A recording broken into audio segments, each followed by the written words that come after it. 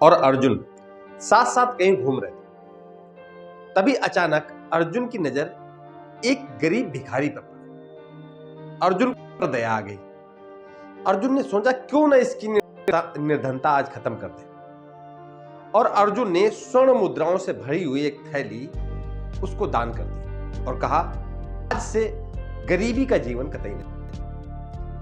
वो भिखारी अपने स्वर्णिम भविष्य सपने देखते खुशी खुशी रास्ते चला जा रहा। तब एक लुटेरा आया और उसने उससे वो स्वर्ण मुद्राओं की थैली झपट ली और भाग गया। उस गरीब के सपने तो धरे के धरे। अगले दिन से फिर से वो भिक्षावृत्ति में। अगले दिन जब भगवान श्री कृष्ण और अर्जुन फिर से टहल रहे थे तो अर्जुन की नजर फिर भिखारी पर पड़ी। तो उन्होंने पूछा कि कल ही तुम्हें इतना धन दिया और फिर मांग रहे हो? तो उस भिखारी ने अर्जुन को सारी कहानी सुनाई। अर्जुन को बड़ा दुख हुआ। उन्होंने इस बार एक बहुत कीमती माणिक उसको दान में दिया और कहा, अब से तुम्हारे जीवन की सारी समस्याएं समाप्त हो जाएंगी। इस बार वो भिखारी चुपचाप उसको अपनी पोटली में छिपाकर अपने घर और उसको एक पुराने मटके में छुपा कर रख दिया कि कहीं न हो जाए। लेकिन दुर्भाग्य पीछा नहीं छोड़ रहा था।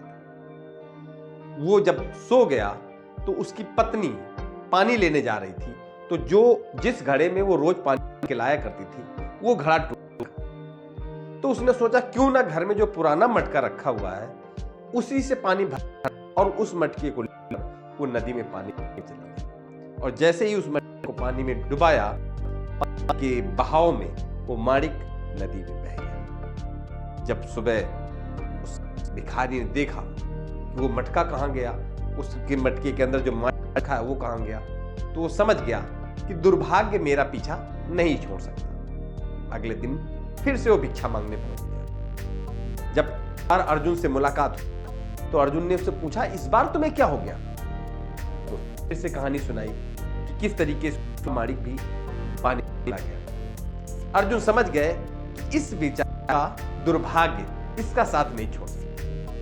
तब भगवान कृष्ण ने कहा कि तरीका ही नहीं है किसी के दुख को दूर करने का। अब मैं क्या करता हूं? उन्होंने अपनी जेब से साधारण चलन की 2 मुद्राएं निकाली और उसको दे दिया। अब वो भिखारी भी सोचता हुआ चला जा रहा था कि ये भी कोई दान होता है क्या?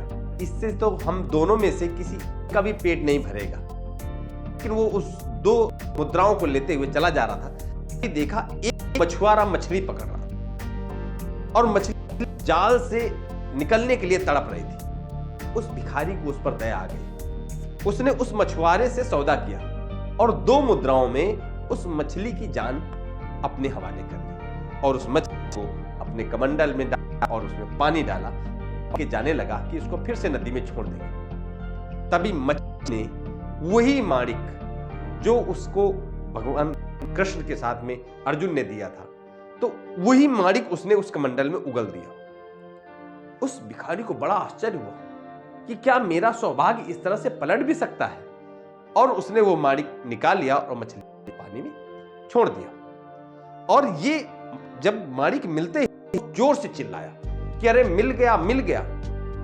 लेकिन तभी वो लुटेरा जो उसका स्वर्ण मुद्राएं लूट गया था वहीं से गुजर रहा था। उसने सोचा भिखारी जान गया कि मैंने ही लूटा था और ये इतनी जोर से चिल्ला रहा है, अब ये मुझे राजा के हवाले कर देगा और राजा मुझे मृत्युदंड दे देंगे। तुरंत दौड़ के उस भिखारी के पास गया और उसके सामने गिड़गिड़ाने लगा कि नहीं, आप शोर ना मचाइए, मैं आपकी सारी मुद्राएं वापस कर दूंगा। और उसने सारी मुद्राएं वापस कर दी। अब इस तरीके से उसका हुआ माणिक और खोई हुई स्वर्ण मुद्राएं दोनों एक मिल गई। अब वो संपन्न हो चुका। अर्जुन ने भगवान कृष्ण से आश्चर्य से पूछा कि आखिर आपने ऐसा क्या किया जिसकी वजह से 2 साधारण मुद्राओं में इसकी जिंदगी बदल गई और मैंने 2 बार इसको बहुत कीमती चीजें देने की कोशिश की लेकिन इसकी जिंदगी नहीं बदली। भगवान कृष्ण ने एक बड़ी बात बोली, जब तक तुम इसको स्वर्ण मुद्राएं, कीमती माणिक, ये सारी चीजें देते रहे,